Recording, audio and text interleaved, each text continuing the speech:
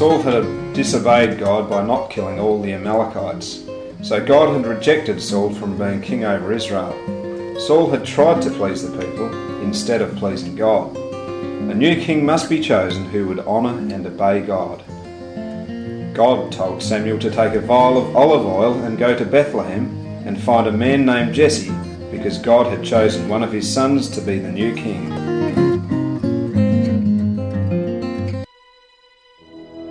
Hello, Samuel. We are very honoured to have you visit us here in Bethlehem. Thank you. God has sent me here especially to see Jesse and his family. Please ask him to come to the sacrifice. I'll go and get them now.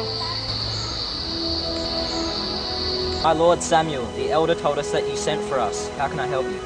Well, Jesse, God asked me to come especially to Bethlehem. He has chosen one of your sons to be the next king of Israel. One of my sons? Wow, that is a very great honour for my family. Blessed be Yahweh, God of Israel. Please bring me your sons, Jesse, and we'll see who God has chosen.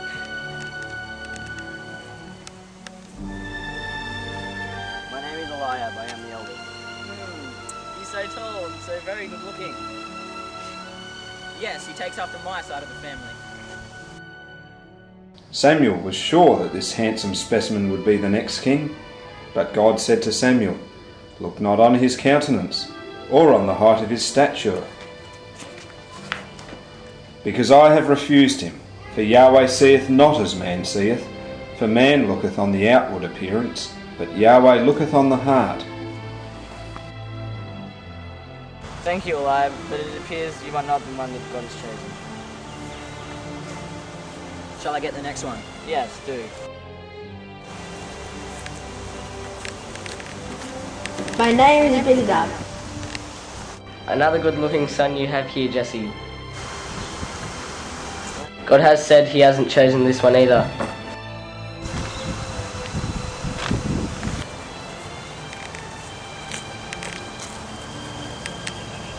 My name is Shema.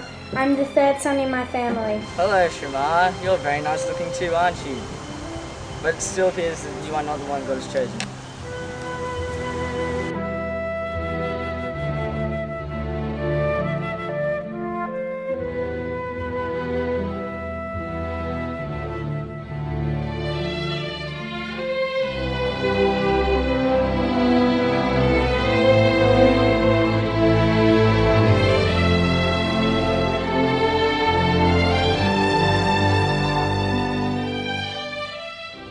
I'm sorry, Jesse, but God has not chosen any of these sons. Are all of your sons here? Well, everyone except the youngest boy, but he's out minding the sheep. Well, send and fetch him.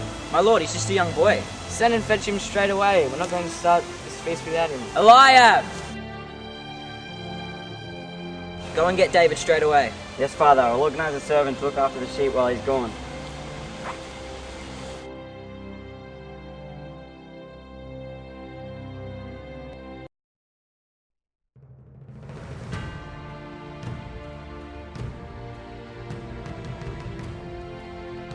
Yes, Father, Eliab said you needed me straight away. Yes, David, the prophet Samuel is here and wants to speak to you. Oh, hello, your name is David, is it? Yes. Well, God has sent me to Bethlehem to anoint you the next king over Israel, and your brothers here to be witnesses.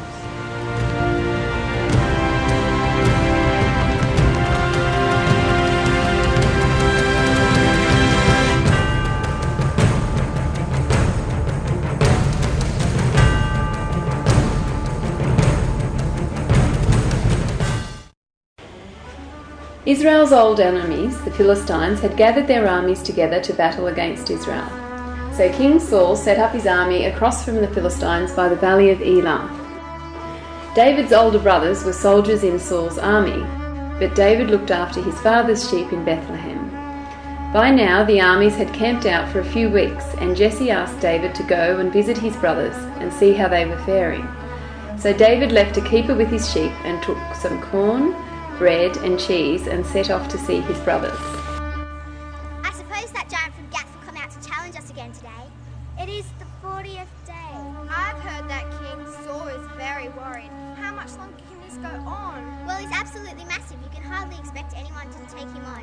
To go near him would be certain death. Isn't that David coming this way? Yes, it is. David, over here.